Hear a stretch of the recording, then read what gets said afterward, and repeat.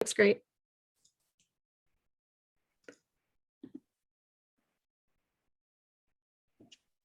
Well, hello, everyone.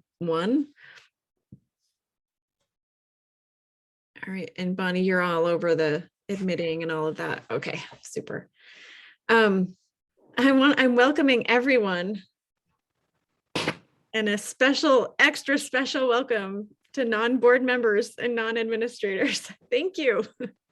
I think Matthew is still connecting. I don't know if you can hear us yet. But I will, does everyone else see that connecting to audio? I guess I don't want to forge ahead necessarily without the people for whom okay. So hi y'all, thanks for being here. I'm going to start off. My name is Angela Arsenault, and I am the board chair in CVSD, and I'm here to pretty much do a quick introduction to this evening's proceedings, and then I'm going to pass it off to our superintendent, Rene Sanchez.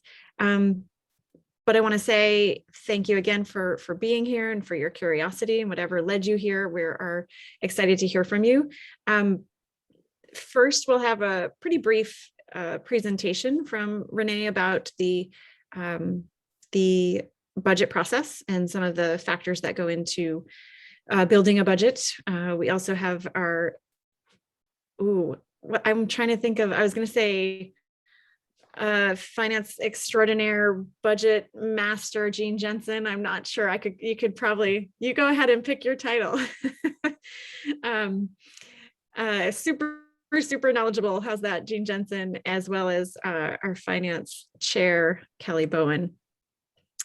After the presentation from Rene, we are very interested to hear from folks and to learn a little bit more about what you would like us to be considering, both the board specifically, as well as our administrators who really build the budget.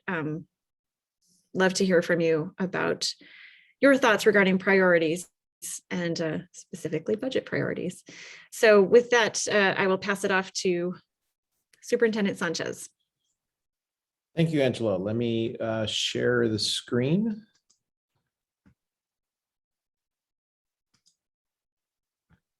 Okay. Okay, can everyone see my screen? Or can people see my screen? Okay. All right. Actually, very touchy mouse. Hold on. Okay, so tonight's agenda is just Angela has already provided a welcome, and I too would like to welcome everyone to our budget forum tonight. I'm very excited. This is my first one with Champlain Valley, and I'd like to thank Bonnie and Jean and Angela and Kelly for helping me put this together tonight. So we're going to go through several conversations about the budget process, budget objectives, and then we definitely left a lot of time for questions and discussion. Am I not on video? You are. I am. Okay. It's strange because my little icon shows that I am not, but okay. Okay. Okay. So within the budget objectives, we'll talk about the CVSD mission. We'll talk, mention why the Vermont Educational Quality Standards are important, where diversity, equity, and inclusion fit in, and of course, talking about early literacy.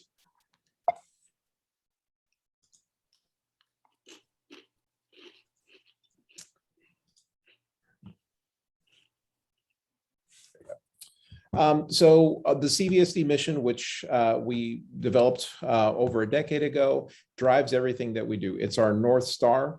So our goal within our school district, how we budget, how we instruct, how we decide to serve students within the schools, is to make sure that we develop citizens who learn, who think, who live, and who contribute. But most of all, that they pursue excellence within each one of these. I guess, categories. We also have additional I guess, components, and I can put a link to that. So if somebody wants to go back and see where these lead to, but knowing that the learning must take place actively and collaboratively, that when we ask our students to think, that they're thinking creatively and critically, and that when they live their life, they're acting responsibly and respectfully. But then also, as they live their life, it's important for them to contribute positively to our community. As we move into the larger conversation about the actual budget, you'll see examples of these throughout. So here are a list of several of the influences on the coming year's budget. So you may have heard that we approved a teacher's contract and ratified a teacher's contract recently, but that was for this year. So we began those negotiations last year for this year's budget, and it is a one-year agreement. So we have to plan for this coming year's teacher contract. Fortunately, with regards to the support staff contract, it's a 2-year agreement. So we've already allocated budget for that. One of the things that we don't know is the health insurance costs, because health insurance is negotiated at the state level. Last time, Jean, correct me if I'm wrong, but I think you mentioned that we have to account for a 10% increase. So we need to be aware of that. We need to be accounting on that as well. And then finally, we're not quite sure how COVID will truly affect both the taxpayers and our general budget. At this time last year, people were losing jobs. Right now, people are we're still kind of trying to figure out what the financial climate is for our area. And then we also know that within the general budget, we have received some funds from the federal government in the form of our ESSER funding. And we've received a good amount, but it's not as much as other districts. So to counter the effects of COVID, we're having to find other funds within our own budget to serve students and to serve adults.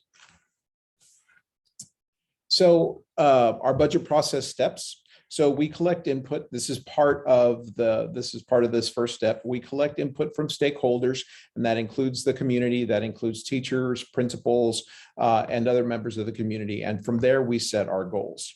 Our schools and programs are reviewed for compliance with Vermont's educational quality standards, so that way we have the staffing ratios and the programs correct. We ask for feedback from our faculty, staff, and administrators to identify any opportunities or any gaps, and they provide us with that information. We look for efficiencies within our operations, and then once we identify those, they are put into forms of recommendations, and I will need to add the rest of the word recommendation to that line. Number 5, our district and campus leadership collaborate to identify recommendations from the ones that we've heard from above, so that way we can best serve students and we can meet our board's educational and fiscal goals. Because we can't accommodate every possible request, we just want to make sure that we identify the ones that do those 2 items. And then finally, once we have a budget in place, the board will review the suggested budget, and then they will go to our various towns and present that final budget to the public for voting on town meeting day. So here is a graphic that represents how budgeting works at CVSD.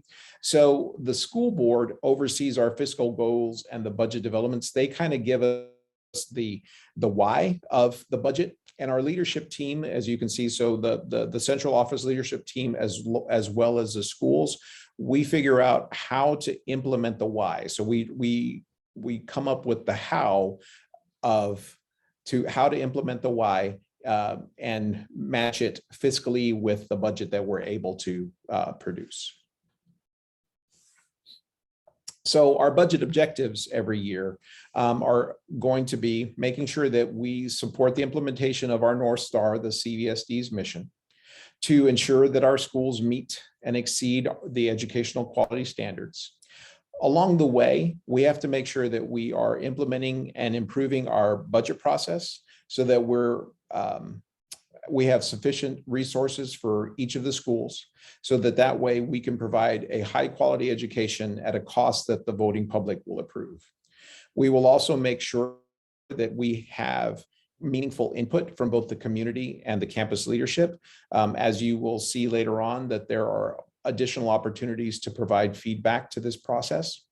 Our long-term goal, and this comes from when we were a supervisory union, and now we're a district in our 5th year, is that we're moving the system towards equity of resources while supporting local autonomy at the schools. So that dates back to our consolidation days, and we'll be looking into and supporting that at the campuses. And then finally, we have a portion of our budget where we actively encourage our faculty and our principals to come up with innovative educational initiatives, so that that way we have the ability to find out if it works here, can it work at another place, and then we can support it as a district. Continuing with our budget objectives. So we have a COVID-19 recovery plan that the state has required us to put together. So the main components of those are social emotional learning, student engagement, and academic achievement. One of the things that we have began to understand that over the course of this year, as it is in dealing with our COVID issues and just the return to school for students after having been at home for most of the previous 18 months, that there is a great call for reviewing how we are serving our students with their mental health needs, because they are calling out for help. And we want to make sure that we are putting them in a position to where they can be successful, both social, emotionally, and academically while they're on our campus. Additionally, we want to make sure that we have provided and are implementing the best practices in school safety and security. So that's going to mean additional items going into the schools to make sure that the students are safe and that the buildings are safe. And then, of course, making sure that we're looking and identifying opportunities within our maintenance and operations that will support advancements in student learning. So that includes making sure that our buildings are safe, making sure that our buildings are state of the art or close to being state of the art, and serving our students with transportation, food services, HR, IT, and other compliance things. So one update that I wanted to make sure that I mention at this point is that in 2020, CVSD passed an equity policy that mandated that we begin incorporating diversity, equity, inclusion into our decision-making process, and making sure that as we are doing that, that we're serving the needs of the students and of the community. So that is a lens that we will be looking through for our budget to make sure that we're able to implement that on our campuses. And so as an example, within this particular fiscal year, we are taking on the equity audit, the DEI director search, and then reviewing and updating the role of the DEI coach.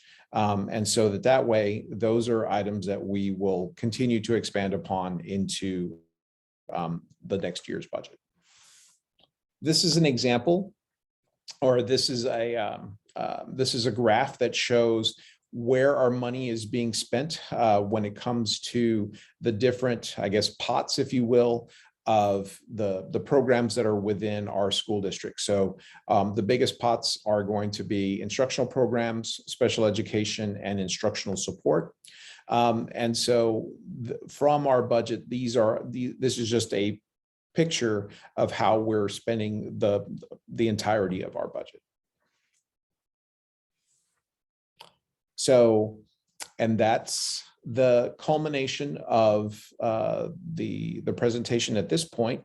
We do have some focusing questions after this slide, but if anybody has any questions that they'd like to ask at this point, I would definitely welcome them, or I can just move to the focusing questions.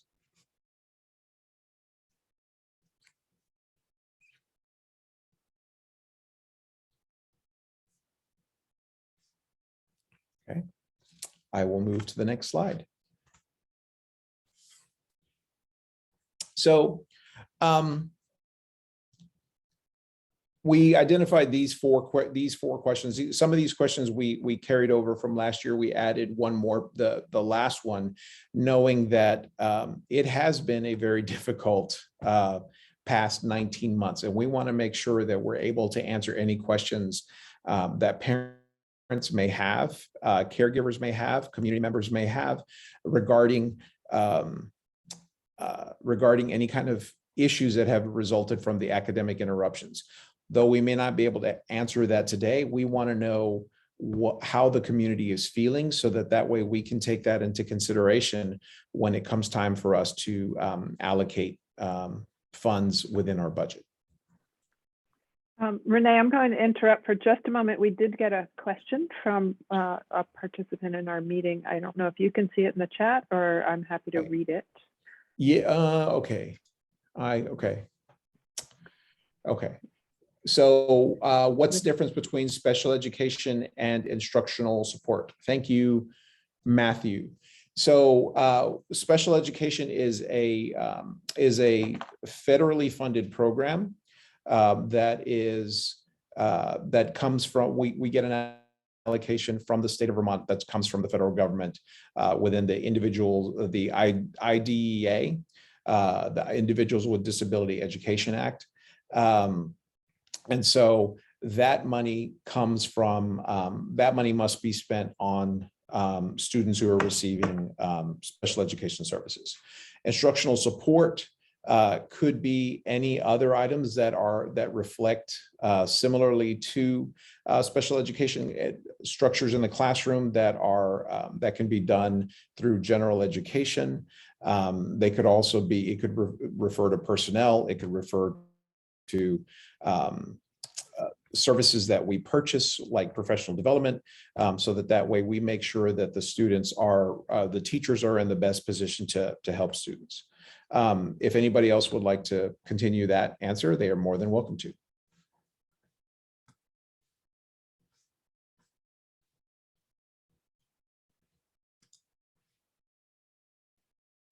Okay. Thank you, Matthew.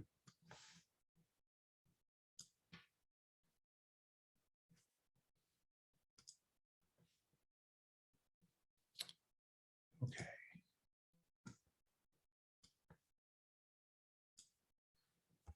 All right.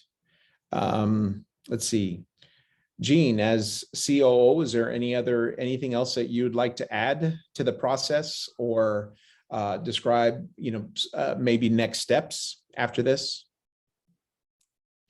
Sure. We're actually in the process right now of gathering all of the input from faculty and staff and administration, and now community, to roll it all up and see how it fits with our mission and our vision. And the educational professionals will get together and do some prioritization. It's going to be a bit of a tricky year for the financial communications part of this because of COVID and the interplay with the grants funding and everything. But we'll do our best and try to make it as clear as possible to share with the community in a way they can understand and make good judgments about.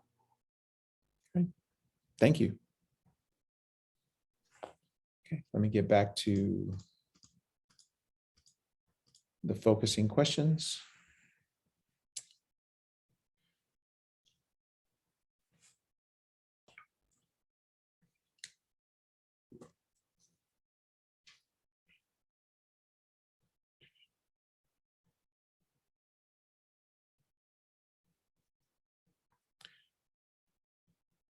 Yes, Kelly. Hi, I just wanted to introduce myself. I'm Kelly Bowen, and the chair of the Finance Committee.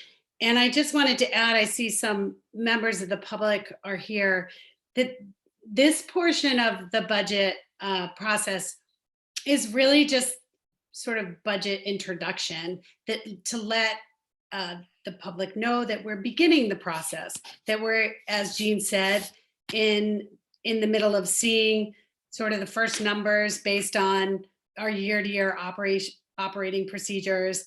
And this is the time for the public to start to get involved, to take a look if they have questions.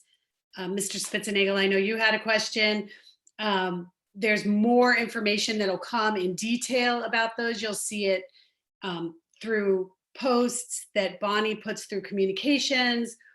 As the actual voting of the budget draws near, you'll see many more postings on Front Porch Forum come out from the Finance Committee. So this really is just kind of the shot across the bow, if you will, that it's budget time again, and this is the process that we go through.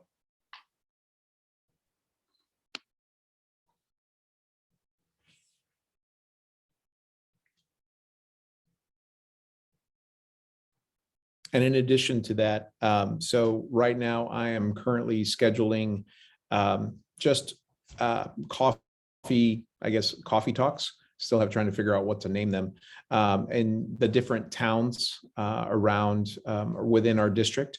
And so that'll be there where I'll be able to answer more questions about anything having to do with the budget as we get closer and closer to putting one together for the board to vote on. So we'll publish those very soon so that people can come and have a coffee and talk about the budget, and talk about anything going on within CVSD.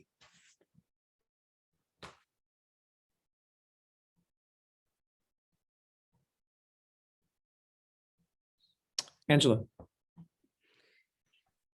Just wanted to raise my hand. Oh, I would defer to Matt, though. Do y'all see? So saw the thought exchange is open until 10:31. So those ideas are considered as part of how to shape the budget? Question mark. I would Yes, say that's one of that's definitely the idea. So go ahead, Rene. No, I was going to say, yes, that's part of the, that's one of our intakes that we are asking the community to, that's where we're asking them to put their information. If they have things that they'd like to fund, or if they have ideas, they can see what other folks have suggested as funding, they can say, yeah, that's a really good idea as well. And so we're planning on keeping that open, as you mentioned, through Sunday. Bonnie, is there anything else you'd like to add about the thought exchange? No, that pretty much sums it up. It's been open, I believe, since October 14th. So it's going to be a full 2 weeks at least that it's open. There are just under 100 participants so far, with over 2,000 ratings on the thoughts. I forget the number of actual thoughts that have been contributed, but we do encourage people to not only add their thoughts, but to see what others have shared and rate those. And it does help us get an idea of what's most on people's minds. And then Kate has a question. Thank you for the CVSD budget forum. Has the thought exchange shown any trends for budget ideas? I would say yes. Bonnie, The thought exchange so far is, and I don't know that I would recommend showing it yet because the thoughts are still coming in. Right. But is the trends that I've seen, or themes that I've seen, are definitely SEL and mental health, as well as support staff. Those are the two things that I've seen rising to the top right now. We'll see how it evolves, and we will share a summary and the outcomes and some slides of the thought exchange when it's completed after Sunday.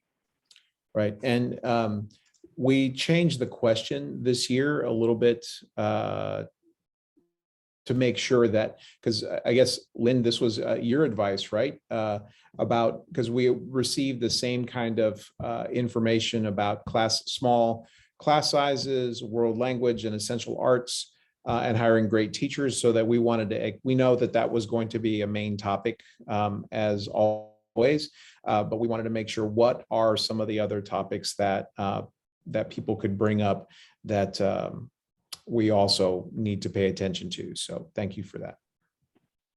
And I see that Matthew has another question about the thought exchange, and the question is there a way to go back and see all the thoughts at once so that I can share support for any new thoughts that I didn't see? Yeah, just go back in as many times as you want in the next couple of days while it's open, and you can see additional thoughts. I don't know that you can see every single thought that's been shared, but the platform will provide more opportunities for you to see more thoughts, and you can rate as many as you want.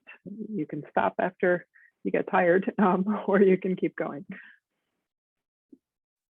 Bonnie, do you know if Thought Exchange keeps track of what each logged in person, each user has seen, and then presents what's new, or do you know if it goes that deep? I believe it does, but I'm not 100% sure. You know, if you're logging in from the same computer where you initially started the first time you logged into the Thought Exchange, it may drop some cookies to remember that it's you, and then help you see new thoughts. Yeah, Angela, this is Megan. I've been able to do that. So I just kind of go back in, and new thoughts I have not addressed, I've not rated yet, keep popping up. So I've gone through all of them now. I believe you, Megan. I wish I had right off the top of my head the number of thoughts. I can't quite remember, but and do you see another question from Fab? Is there a plan to remind the community that the exchange will be closing in the next few days? Yes. Yeah, it's sorry. Go ahead, Rene. No, go ahead, Bonnie. It's been on Front Porch Forum twice this week. I will put another reminder out on social media, and it's also going to be in all the school newsletters again this week.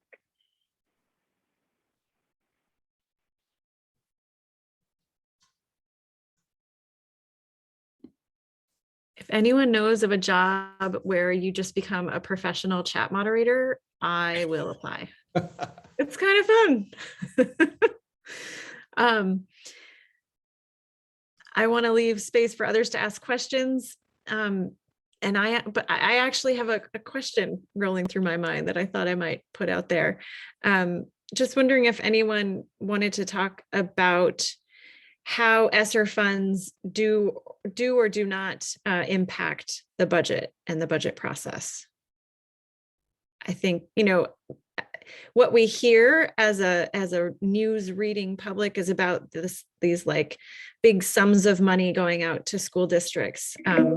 And I think the reality of ESSER funding, especially in our district, is perhaps a little different than the perception. I'm not sure, but I just wondered if Jean or Rene or Kelly, anyone wanted to just address ESSER funds vis-a-vis the upcoming budget.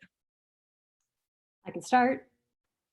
So the ESSER funds were allocated to schools based on the free and reduced lunch population in the schools.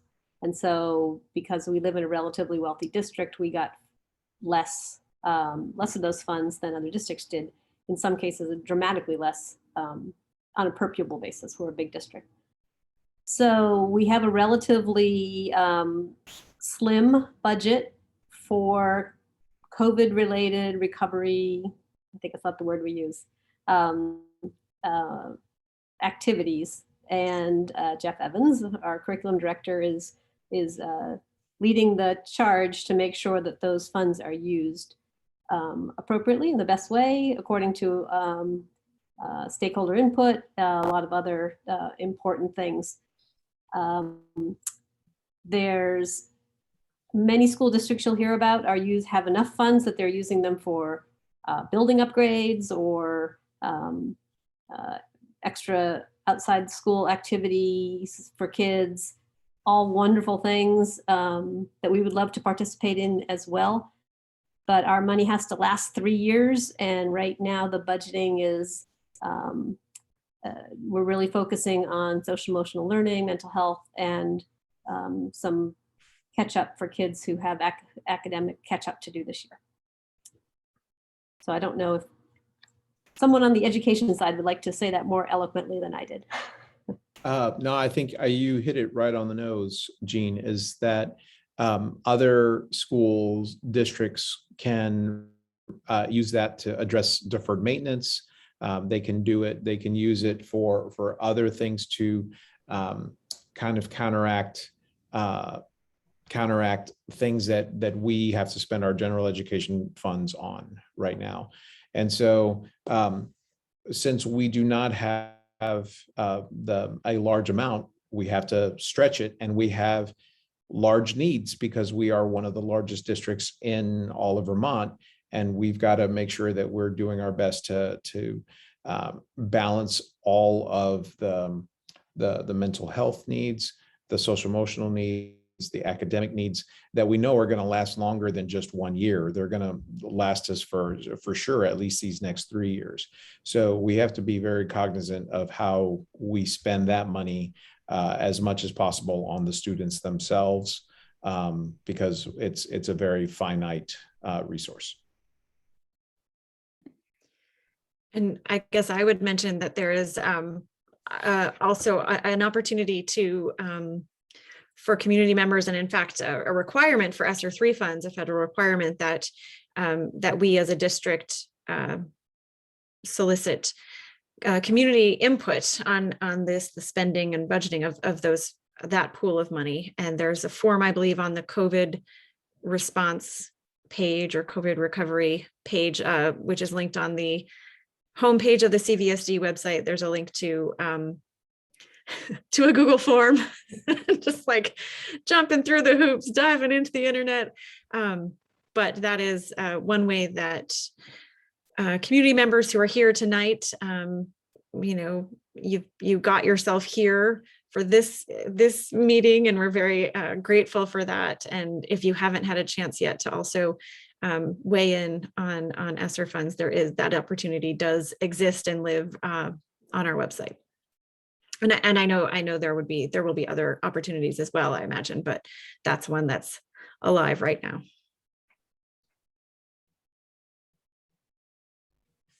We are trying to reserve those funds for the response, Angela, that's the correct term. So we are trying to reserve those funds for the response, specifically to the impact of COVID on our students, and not use it to cover our regular operating. So that's why the budget is being put together as if those funds were not in the picture, and then we're really reserving those funds for where they're needed most to help kids. Yeah, thank you, Jean. I don't mean to conflate the two. So thank you for that. That's the kind of I guess the clarification I was actually in my mind was looking for, and just thanks for that.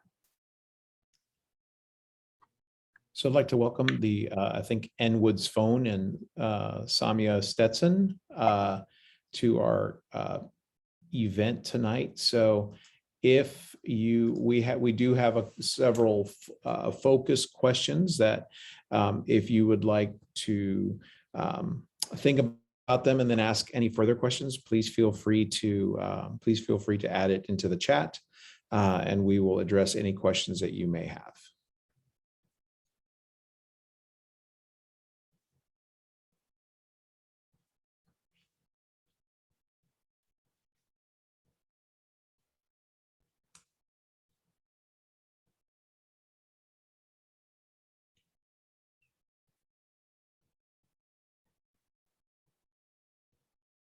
Kelly.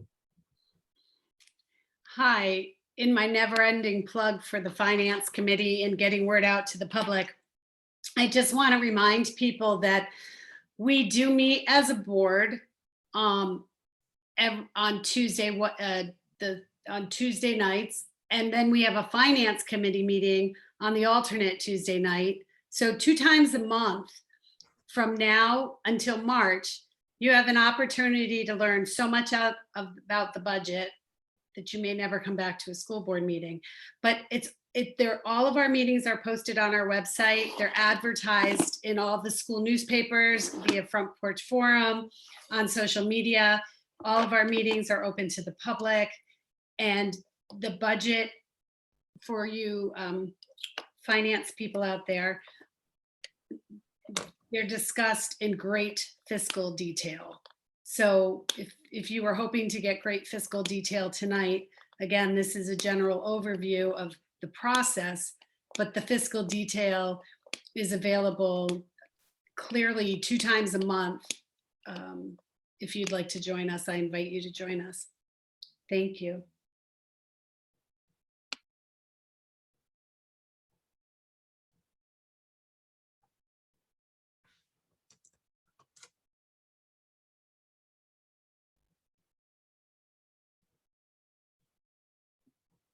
And I'll just throw it out there too that any board members here tonight are of course welcome to ask questions.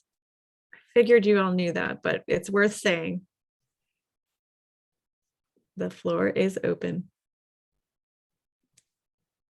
Angela, I see another couple questions in the chat. Yes, I see. Fab is offering, are you planning on looking at how competitive the salaries of the support staff is compared to other districts?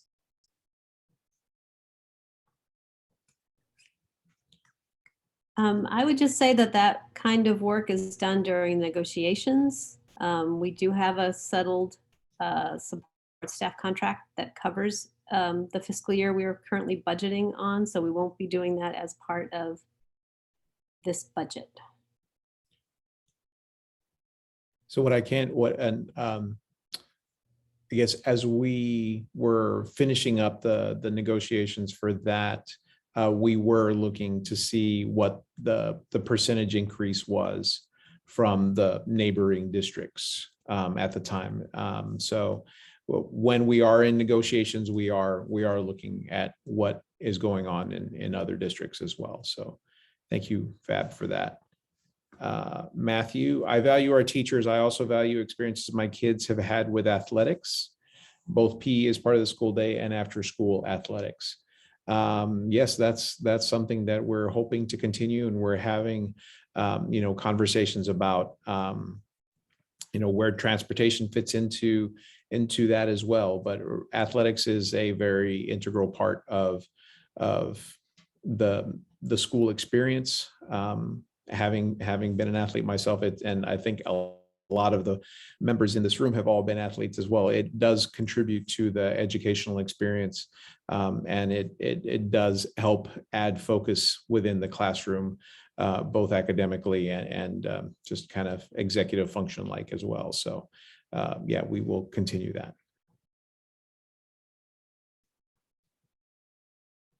Let's see.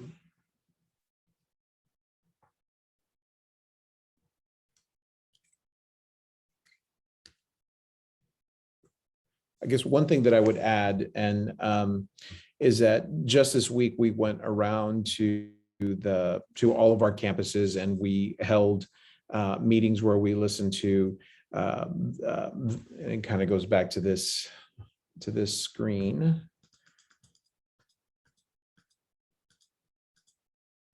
We were able to listen to the principals and the special education directors and other members of the staff through their decision packets and the other recommendations that they have for going into this budget cycle. And so it was definitely a wonderful learning experience. And Jean, thank you so much for having us go through that so I can see what the process looked like.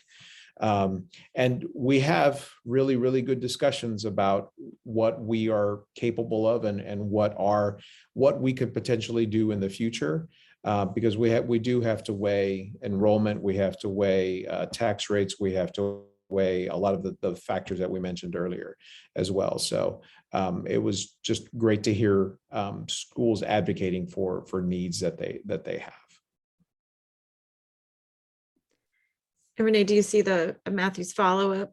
Yes. In the budget, athletics are listed along with co-curricular. Does that include music? Music and theater are also valued in our household.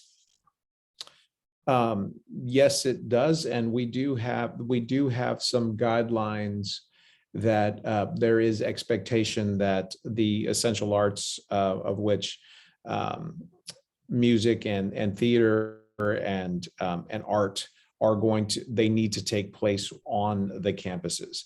And so, of course, and I think even within our appendix 2 of our teachers agreement, we have dedicated stipends for competitions and other services within the music and theater and art categories. So it's highly valued. And just really to be clear, in case it's not clear, I'm not looking at the slide now, but the music and PE are considered instructional. They're key and important components of the educational program. What's broken out here is in my day, we called them extracurriculars, co-curriculars, things that happen outside the school day. So that would be like, would that include any kind of competitions in those items? So like if there was a theater competition, they would fall underneath that. Yes, and if there's some of the school plays that are put on that are not part of a class, then those would be in there as well, as long as along with sports, club sports and varsity sports. Thank you.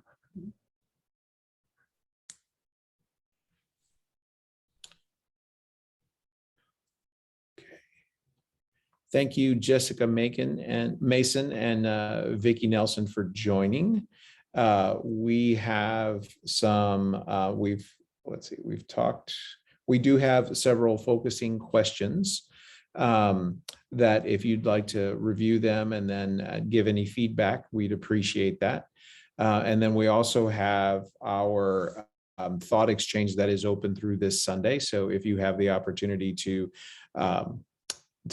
visit it and provide additional feedback, either by providing new ideas or by voting on the ideas that are currently being advocated, we'd really appreciate that. Renee, you see that Matthew added Yes. a further thought? Yes, the answer is yes. If it's a club sport, the stipend for the club sport or the costs, transportation, et cetera, would be in that co-curricular line. Yes. Clubs that are not sports as well. Yes, as long as we don't offer them for credit.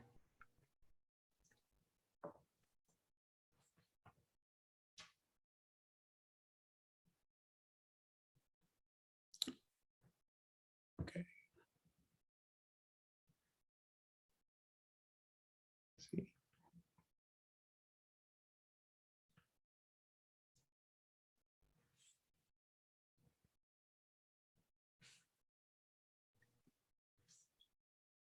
Renee, I could just remind people too, again, as the budget forms and we have these discussions in our budget, in our regular board meetings and in our finance committee meetings, we we'll continue to do the CVSD roadshow. So in addition to your coffee chats, we go out throughout the district. Okay. I have a whiny dog, sorry.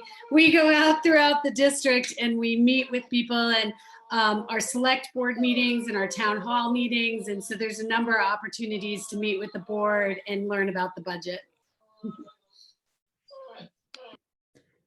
And did you catch Colleen's question? Yes. So where would summer interventions?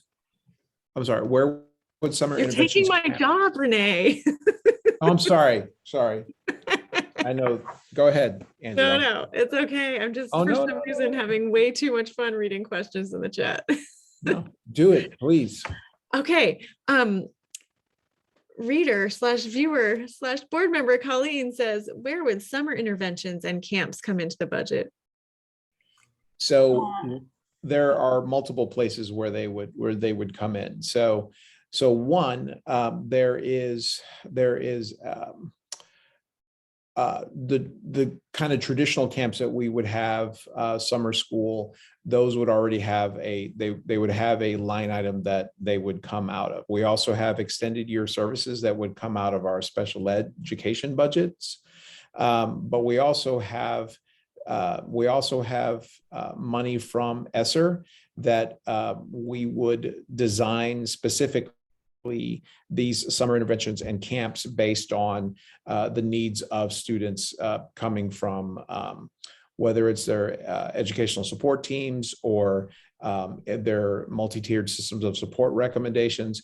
We will want to make sure that we have the ability to serve them in an extended year version of that. This past year, we held summer camps throughout the district for both students who needed it through multi-tiered system of support, special education, and even our English language learners. Let's see. So ESSER, I'm trying to remember what the acronym stands for, but it'll come to me in a second. Essentially, Emergency Secondary School Educational Relief. No. I think you got all the right words. There might have been a slightly different. So essentially, Matthew, what it does is that it is a specific set of funding that comes from the federal government, in this case to the states, and then the states allocate it to the districts. And so there are right now 3 waves of it. There's the original CARES funding, which came out very early in the summer of 2020. And then it has been since followed by ESSER 2 and ESSER 3. So we've received allocations from the state of that money to essentially take care of business. So the CARES funding, Jean, please chime in, but CARES funding basically helped us get through that first wave of we have to buy a lot of PPE. We have to pay people to work longer. We have to provide food to students and pay the food service workers who were doing those extra hours. Then ESSER 2 began to allow us to be more thoughtful in what we needed as far as, okay, so how can we make sure that education for students, both social emotional learning and academic education, can get back on track in this first full year after the start of COVID. And then ESSER 3, which the first application is due this coming summer. That's the one where we need a lot of public input so that we can spend the money correctly. That's the one where we would try to get students back on track, try to get our buildings back on track, well, other school districts, and so that way we are able to meet the needs, knowing that kind of post-COVID or in latter COVID, medieval COVID, we have the ability to serve the students where they are now and identifying the help that they need in the future over the next 3 years. No, I think you got that exactly right. The CARES ESSER 1 and ESSER 2, we think of as that was money that helped us survive COVID. And we're looking forward to ESSER 3 as our ability to respond to COVID.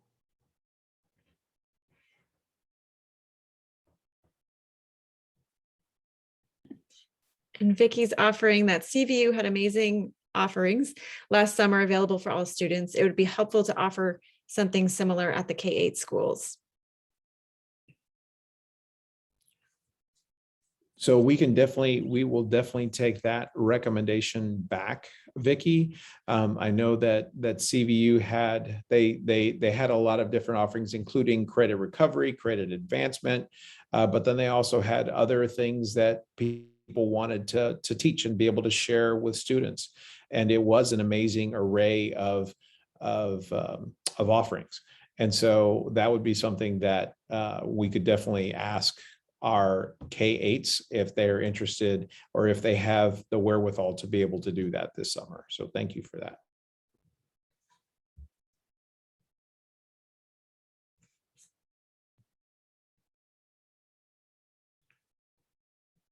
Let's see.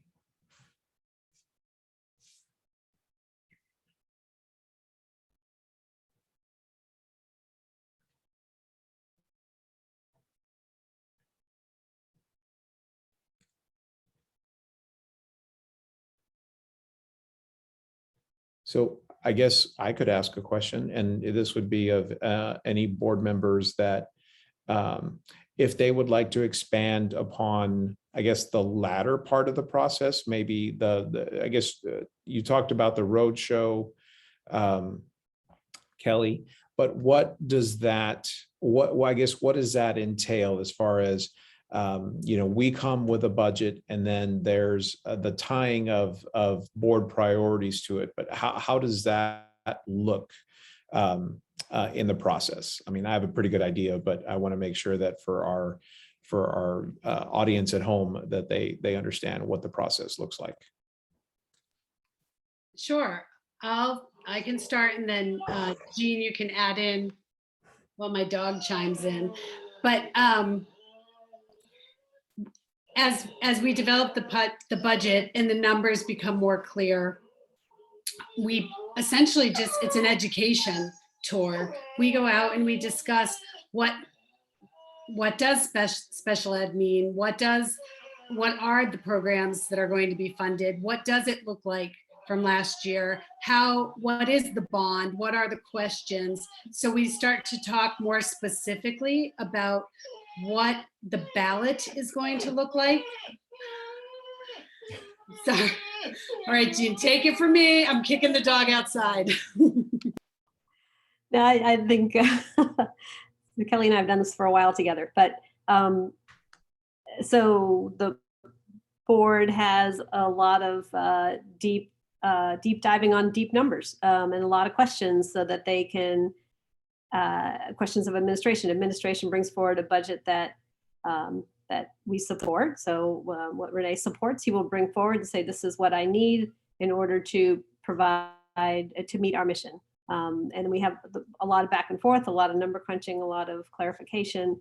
And at some point the board has to say, and then we try to, in January, we have enough information from the state to try to see how this is going to affect taxpayers.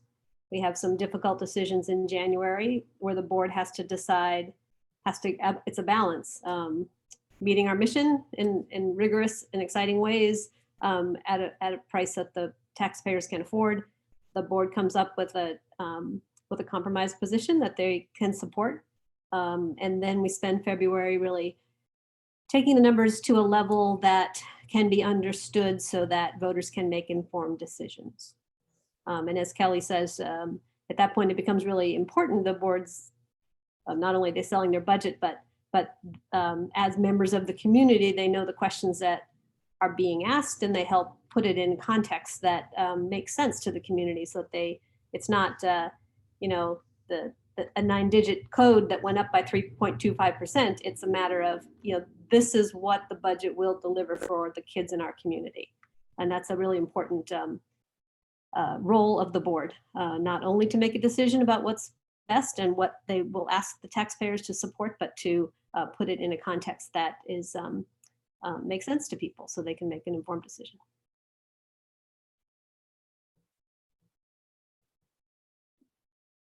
Thanks for that, Jean. And now I know that everyone's just doing this to give me this little joy today.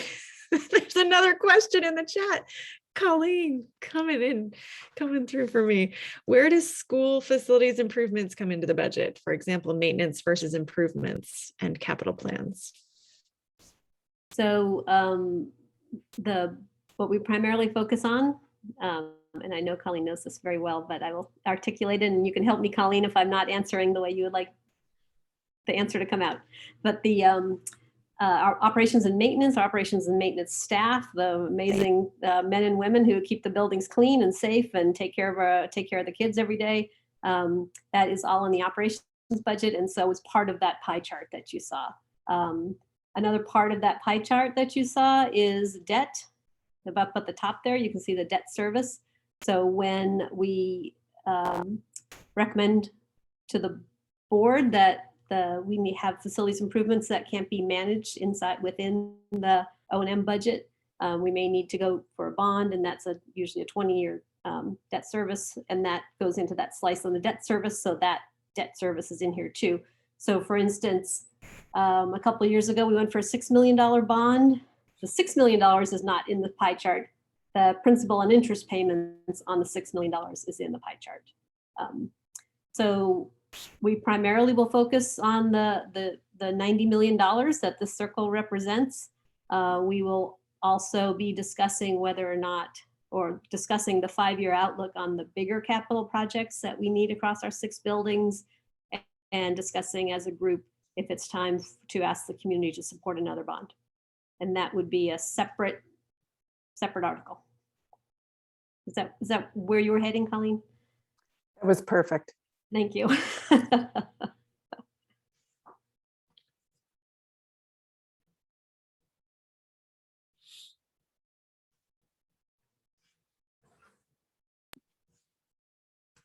I just want to add one thing now that I've ditched my dog. When we talk about the budget too, and we try to educate the public about how it works, I'm always taken, as a school board member, as an elected official, it's as much to me about communicating what we have control over as much as it is communicating what we have no control over. So, there are definitely things in our district that we can work to improve costs, and like when we talk about facilities maintenance and things of that nature. But it's often surprising to me when I go out to the public and I talk about, well, like I remember, a few years ago, we had a huge rise in fuel costs, like exponential, and it really affected our budget. And well, yes, the cost of fuel went up and therefore our budget goes up. Or if you suddenly need a new bus, or if like this Jean said about the state tax rates, we have no control over that. So sometimes we think we do a great budget and all of a sudden the state comes down with some whammy and the school board has to reconfigure what we think our budget's going to be based on the tax rates that the state is telling us. And so that's always something to keep in mind too. Like, what does your school district actually control versus what's out of their control? And that's a challenging message for me as a communications person and a finance chair to try to pass along to the community.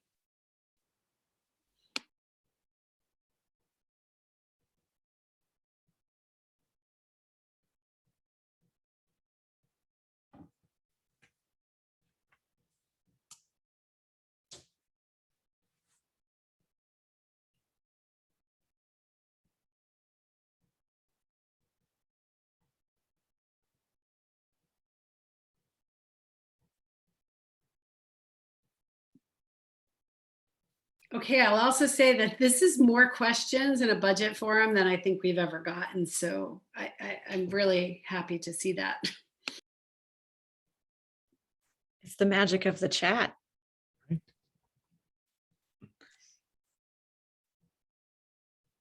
I think on that note, I would ask Rene what you think about giving folks another minute or so if anyone wants to add in, and please do. I'm also mindful of everyone's time. So especially when I'm sitting here in my home and looking at you all sitting in your offices, I'm thinking, you still got to get home.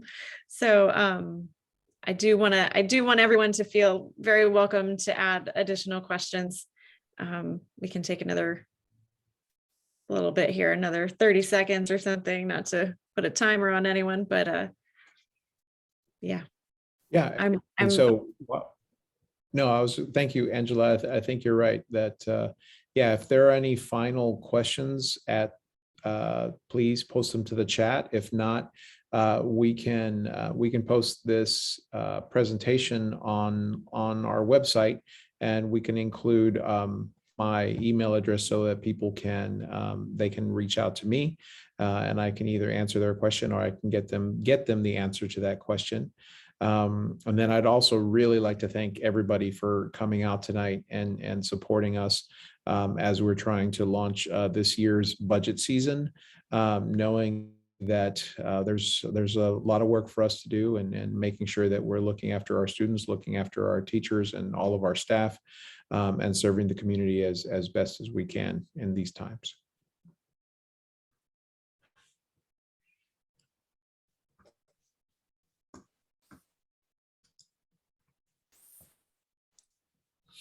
Yeah. All right. Well, my fun for the day has ended. Thank you all for indulging me in my newfound, I don't know, little joy. And thank you, Rene, for all of your work, and Kelly and Bonnie and Jean in helping to prepare the slides. And thank you, board members, for being here. Thank you, community members, for being here. It's quite exciting, in case you can't tell. I'm so excited to hear people not speaking, but speaking up. So thank you all, and hope to see you again in a similar setting. More budget talk to come.